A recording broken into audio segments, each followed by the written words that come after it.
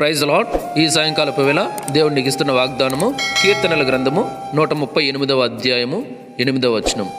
యెహోవా నా పక్షమున కార్యము సఫలము చేయును, యెహోవా నీ కృప నిరంతరముండును, నీ చేతి కార్యములను విడిచిపెట్టకము. యెహోవానే నా పక్షమున కార్యము సఫలం చేస్తాడు. ఆయన కృప నిరంతరము ఉంటుంది. అందుకే ప్రభువా నీ చేతి కార్యములను విడిచిపెట్టద్దు అని కీర్తనకారుడు చెప్తున్నాడు అనమాట.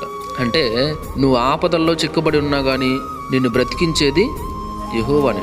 శత్రువు కోపం నుండి కూడా నిన్ను రక్షించేది యెహోవానే. నీవు నీ చేయి చాపెదవు, నీ కుడి చేయి నన్ను రక్షించునని కూడా కీర్తనకారుడు చెప్తున్నాడు. అంటే నువ్వు ఎలాంటి స్థితిలో ఉన్నా కూడా నీ పక్షమున కార్యము చేసేది మాత్రము దేవుడే. నీ ఎడల కృప చూపించేది దేవుడే. ఆయన గన కార్యం చేయకపోతే నీ జీవితంలో ఏది జరగదు. Praise the lord.